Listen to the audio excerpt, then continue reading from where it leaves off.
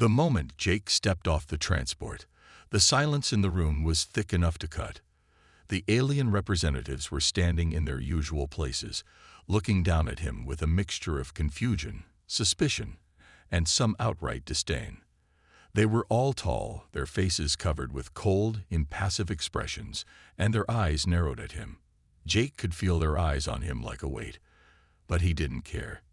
He was used to it. Earth had always been the underdog in the galaxy, and humans had learned long ago not to let anyone push them around. Jake stood casually, his hands in the pockets of his cargo pants, his flip-flops slapping against the cold floor. He raised the corn dog in his hand, took a bite, and chewed slowly, savoring the flavor like he didn't have a care in the universe. The space station, surrounded by thousands of years of alien history, and here he was, looking completely out of place. One of the representatives, a tall alien with blue skin and large, round eyes, finally spoke up, his voice sharp and formal. "You are the human ambassador. You have arrived. Like this."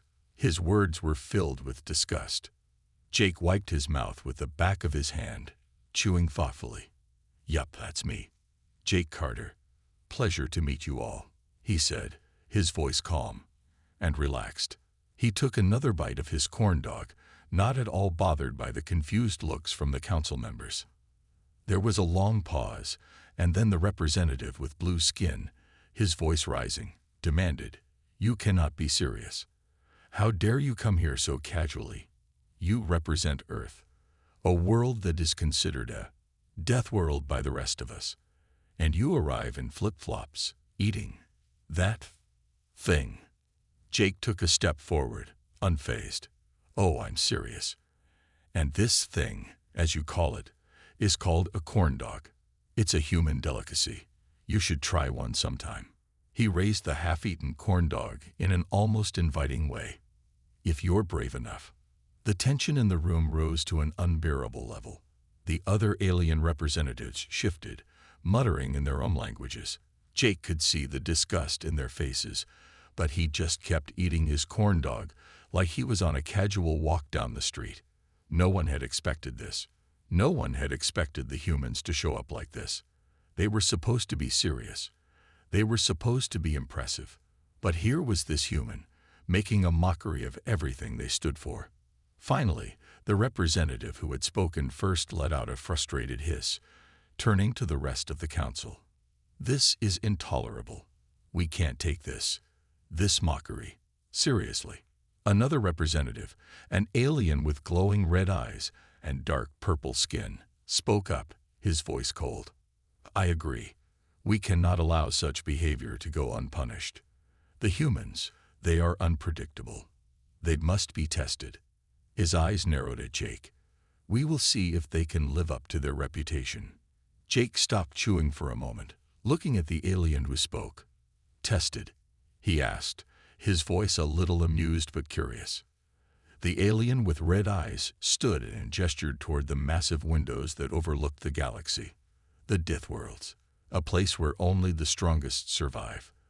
A place where no species can thrive unless they are truly powerful. You come here with your arrogance, claiming you can survive. We will see if you can. We will send you to one of the most dangerous planets in the galaxy." The room went quiet again, the alien's words hanging in the air. Jake didn't flinch. He just took another bite of his corn dog, chewing thoughtfully. The challenge was out in the open now. He was being dared. He could feel the eyes of every single alien representative on him, waiting to see what he would do. Would he back down? Would he act afraid? He wasn't afraid.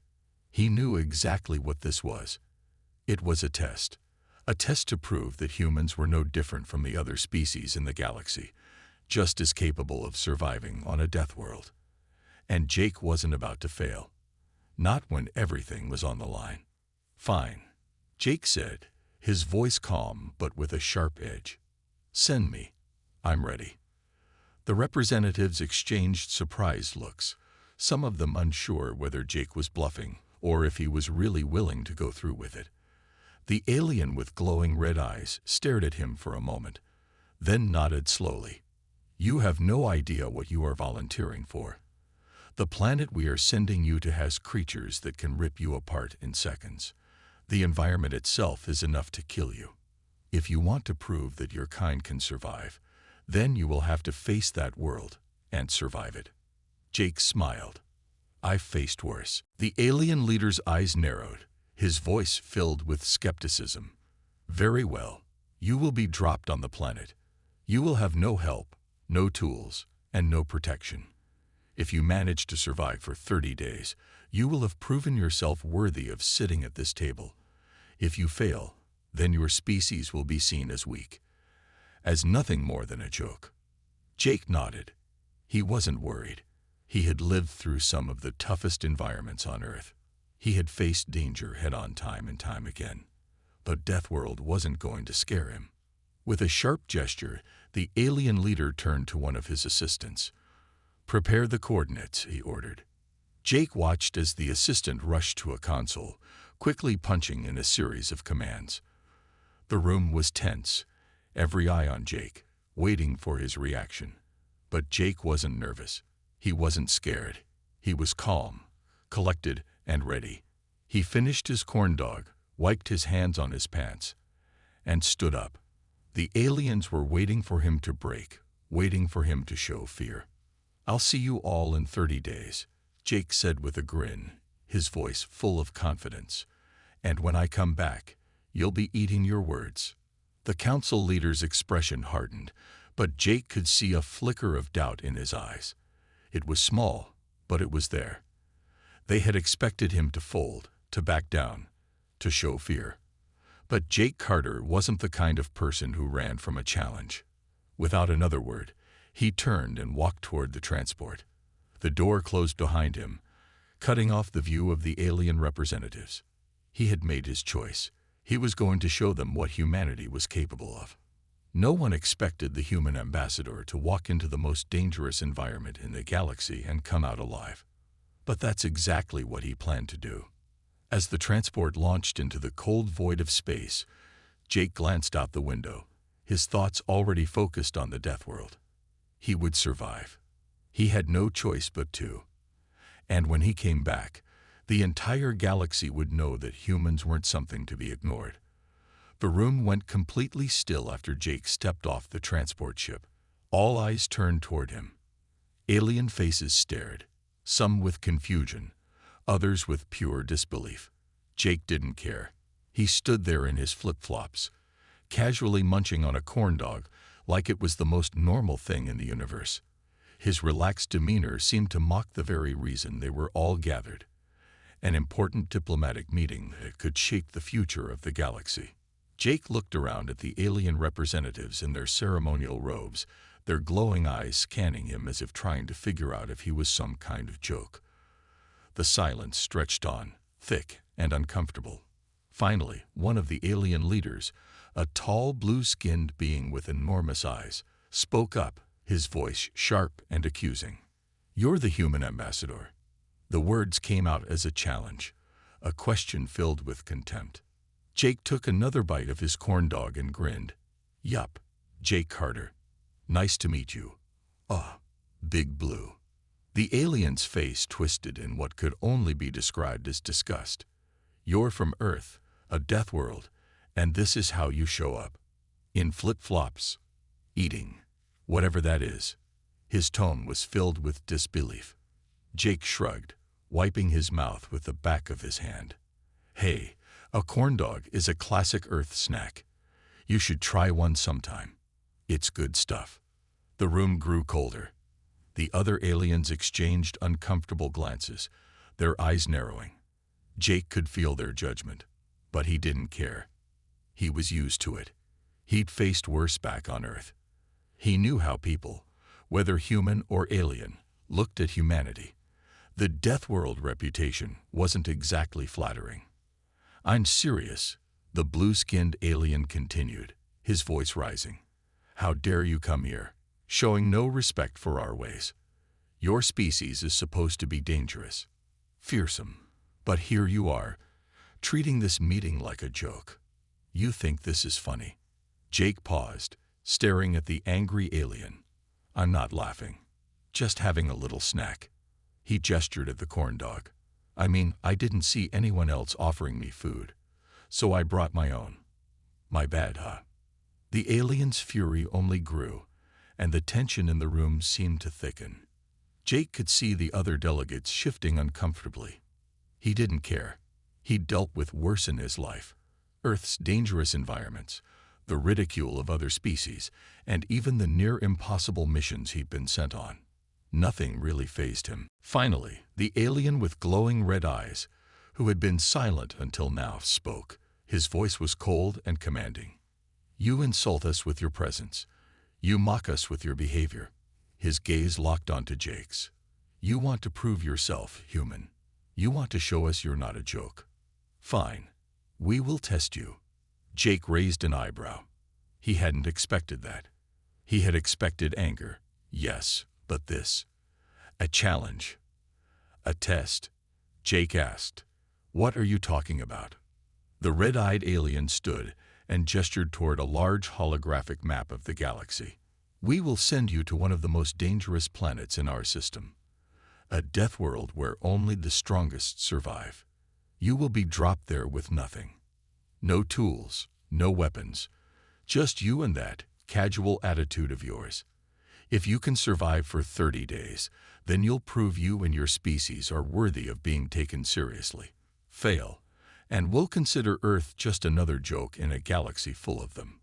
Jake took a step forward, unfazed by the alien's challenge. This was what he had been waiting for, his chance to show the galaxy what humans were made of. "Fine by me," Jake said with a grin. He wasn't worried. Surviving was what humans did best. They had survived Earth's worst environments, the most dangerous species, and the harshest conditions. What was another Deathworld to him?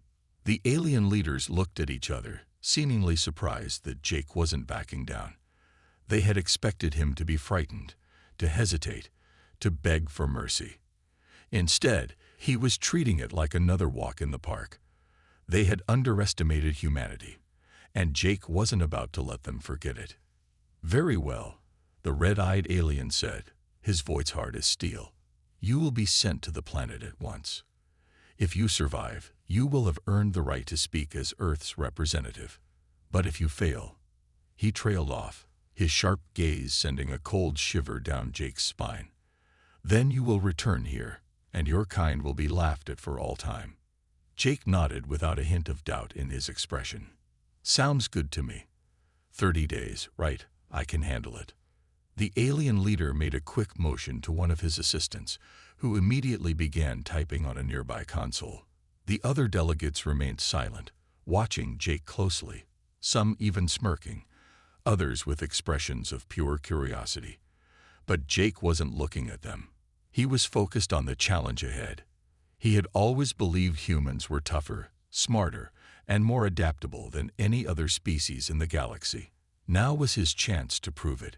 The room began to buzz with nervous energy as the transport coordinates were prepared. Jake turned back to face the alien leaders. "You all seem pretty worked up about this," he said, a small chuckle escaping his lips. "But I'm telling you right now, when I come back, you'll be eating your words." The alien leaders exchanged uneasy glances, but Jake could tell they were starting to respect him in some twisted way. They had expected a human to show fear, to crumble under the weight of the challenge.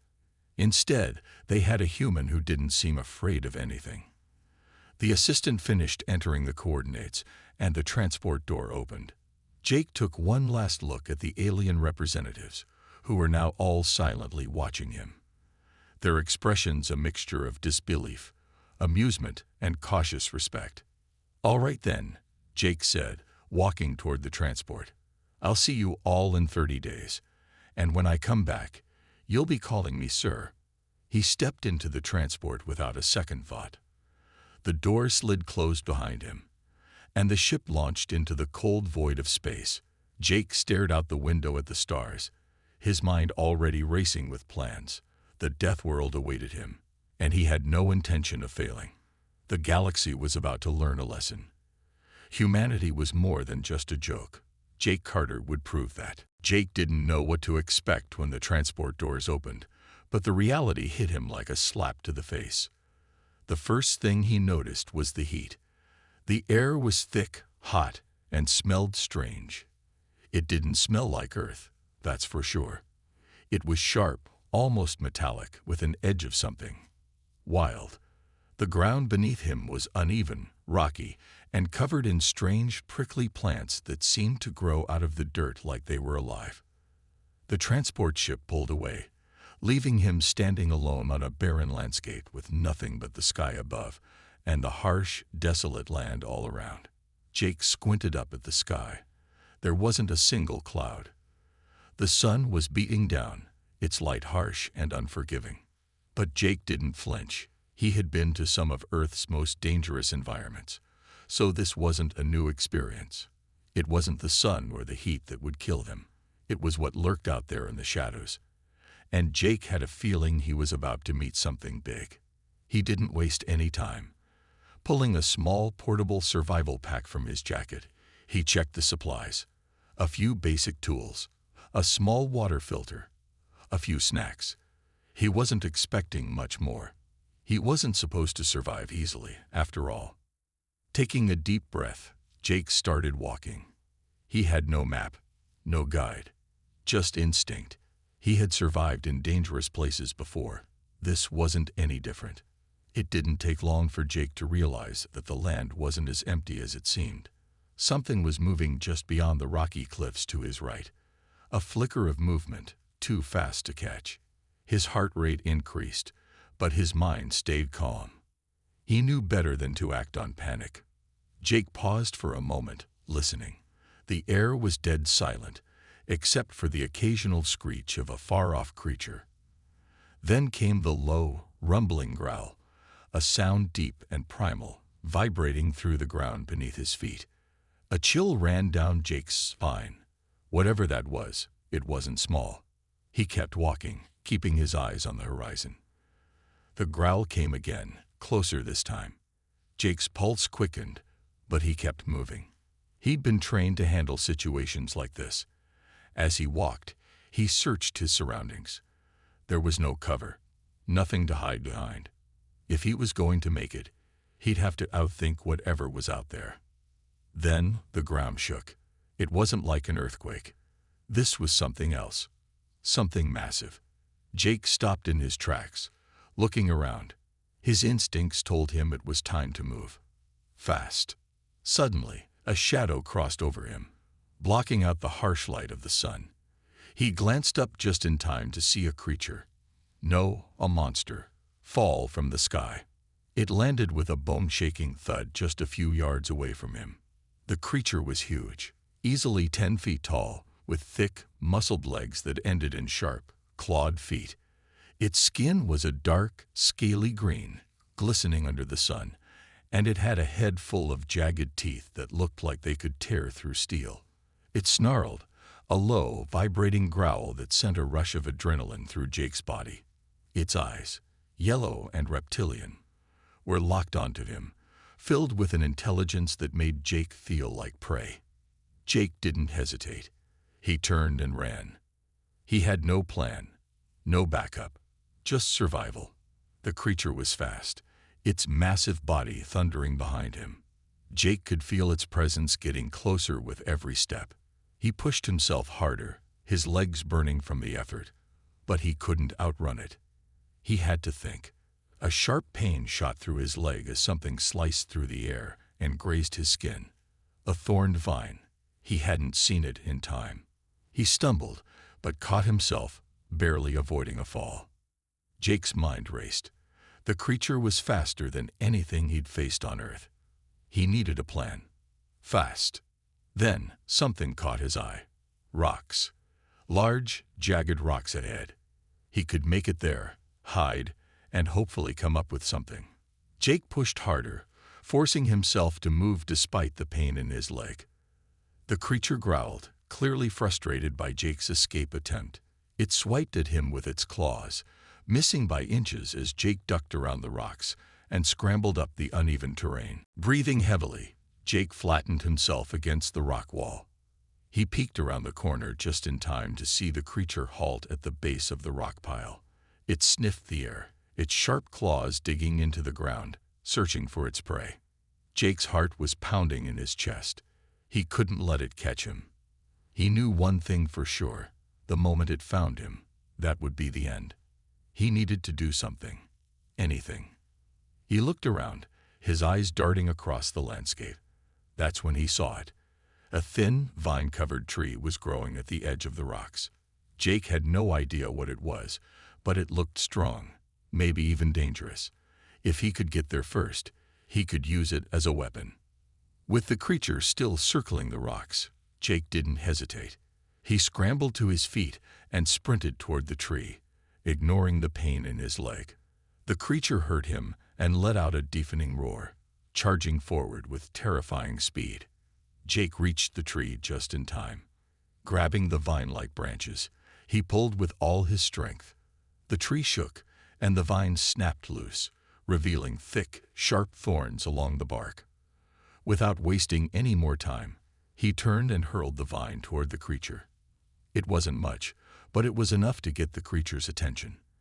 It hesitated, swiping at the vines as they tangled in its claws. Jake didn't stick around to see how it reacted. Instead, he bolted, running again, his eyes focused on the far distance. He had no idea where he was going, but he knew one thing: he couldn't stop. Not yet. Behind him, the creature roared in frustration, but Jake didn't look back. He just kept running, pushing through the pain, through the fear, and through the uncertainty. He was alive. For now. But how long would that last? He didn't know. The Deathworld wasn't a place for mercy. It was a place where only the strong survived. And Jake Carter was about to find out just how strong he could be. Jake's heart was pounding as he pushed himself through the rocky terrain, his legs burning and his breath shallow. The creature was still behind him, though he couldn't hear it anymore. It was only a matter of time before it picked up his scent again and came charging. But for now, he had a moment of silence, and he needed to use it. He didn't stop running right away. Instead, he slowed down, keeping to a steady pace as he moved through the rough landscape. His mind raced. He had to find shelter, water, food, anything that would give him an edge. The Deathworld wasn't like Earth, where humans could always rely on their tools and technology. Here, it was just him, and whatever he could make use of. His eyes scanned the surroundings. There were thorny bushes to his left, jagged rocks to his right, and a wide, barren plain stretching out ahead. Nothing that looked safe, but he couldn't keep running forever. If that creature, or anything else, caught up with him, it would be over. Jake spotted a cave entrance in the distance. It was barely noticeable, hidden among the sharp cliffs, and the thick, twisted vines hanging down like strange, lifeless fingers. The entrance wasn't big, but it was enough to give him some shelter. He had to take the chance. With his legs aching from the run, Jake pushed himself toward the cave, moving carefully but quickly. A network error occurred. Please check your connection and try again. If this issue persists, please contact us through our help center at help.openai.com. You said. Part 4. ChatGPT said. Here's Part 4. The Trials of Survival in Third Person with Basic English and Engaging Storytelling. This part continues Jake's journey on the Deathworld, showing his struggle, his resourcefulness, and the dangerous world around him. Jake woke up to a strange sound. His back was sore from sleeping on the cold stone floor of the cave, and his legs still hurt from yesterday's run. But it wasn't the pain that woke him. It was something outside. A slow, crunching noise, like footsteps moving over rocks. He didn't move right away. He stayed still, listening. Something, or someone, was nearby. The cave was dark now. Only a thin beam of light came through a small crack above. Jake stayed quiet, holding his breath. The sound came again, closer this time. Heavy, slow, too big to be another small creature. He carefully picked up the knife beside him, the same one he had used to fight the spiny creature. It wasn't much, but it was better than nothing. His muscles tensed as the sound moved closer. A shadow passed across the cave entrance, huge and slow. Jake gripped the knife tighter, but after a few seconds, the shadow moved on. Whatever it was, it hadn't seen him. Not yet. Jake waited another minute, just to be safe. Then he stood slowly, stretching his sore limbs and trying not to make any sound. His stomach growled. He hadn't eaten much the day before, just a few bites of meat from the creature he had killed. It hadn't tasted good, but it was food. And food meant survival. Outside, the planet was just as dangerous as before. The sky was pale orange now, and strange clouds floated above like thick smoke. The heat was still strong, but now, Jake noticed something else in the air. A smell, something sharp, almost like acid.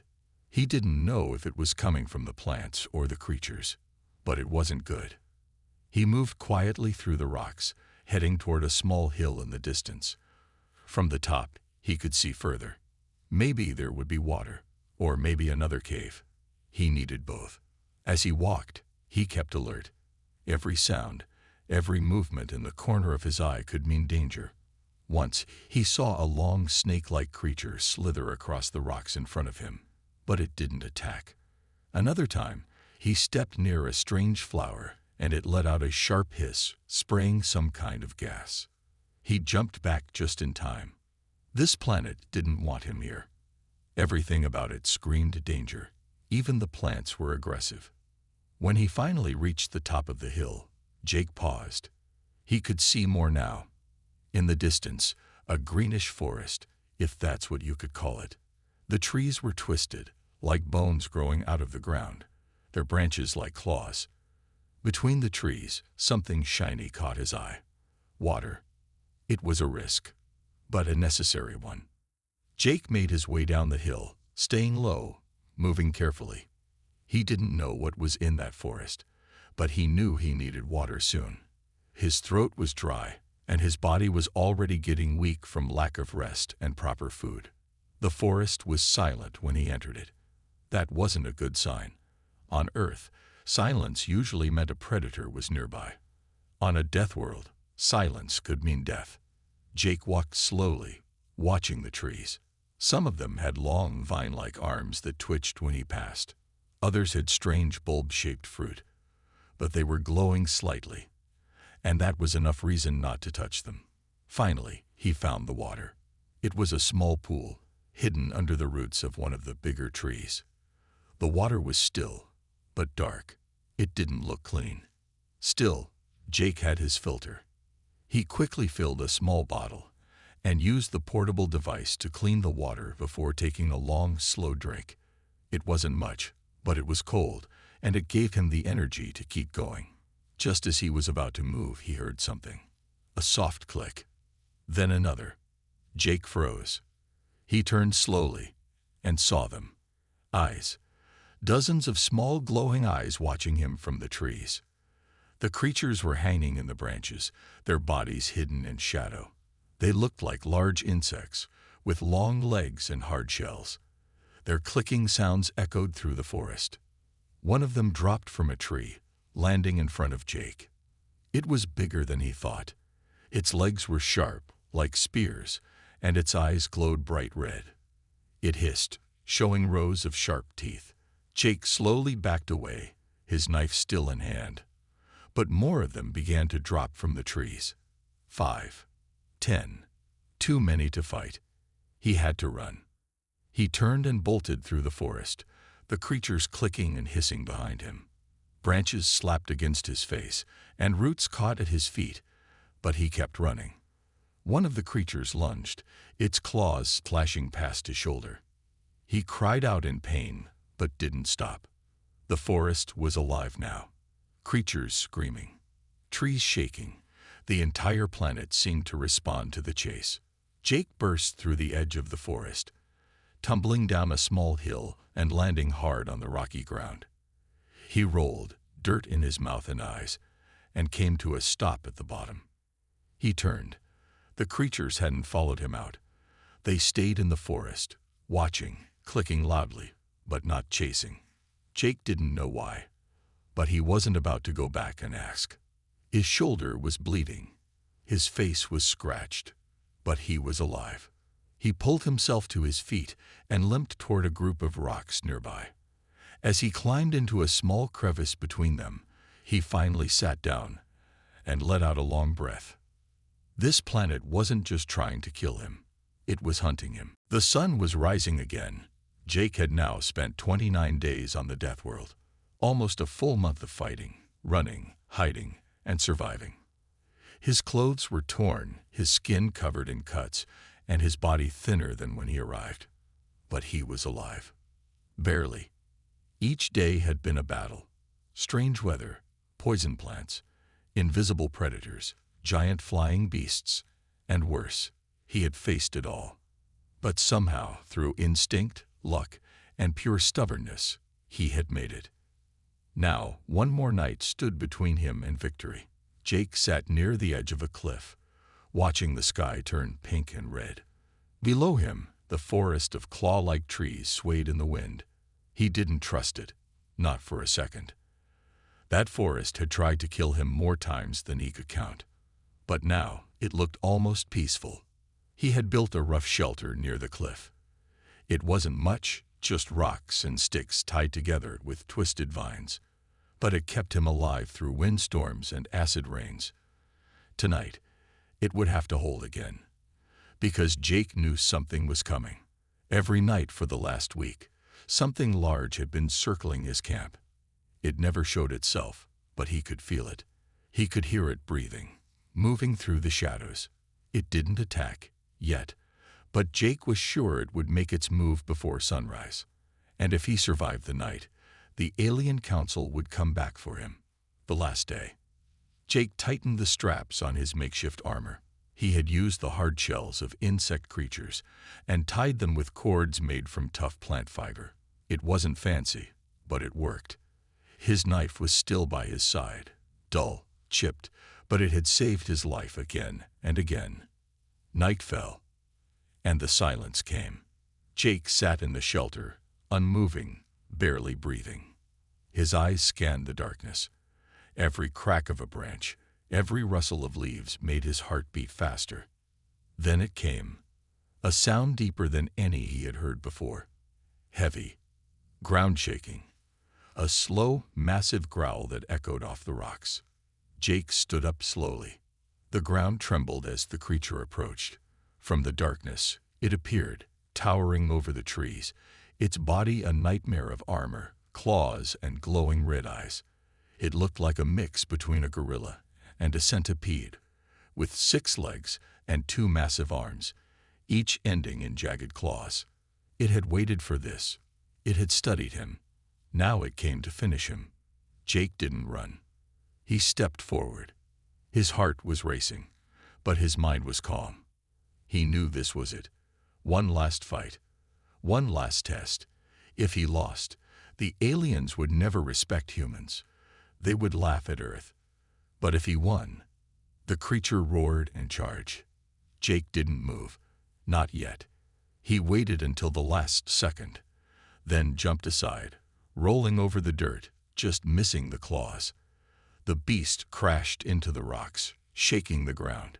Jake sprang to his feet, slashing at its leg with his knife. The blade barely cut through the thick skin, but it left a mark. The creature turned, roaring again. It swiped at Jake, and this time the claws grazed his side. Pain shot through his ribs, but Jake didn't stop. He backed up, breathing hard, looking for anything he could use. Then he saw it. Behind the creature, the cliff edge. One wrong step, and it would fall. Jake began to move carefully, leading the creature toward it. He threw rocks, shouted, and even jabbed at it with a broken stick. The beast followed, growling, faster now, angry. Closer, closer. Then Jake stopped running. He stood at the cliff's edge and waited. The creature charged, roaring. At the last second, Jake dropped to the ground and rolled between its legs. The beast couldn't stop. Its huge body skidded, claws digging into the rock.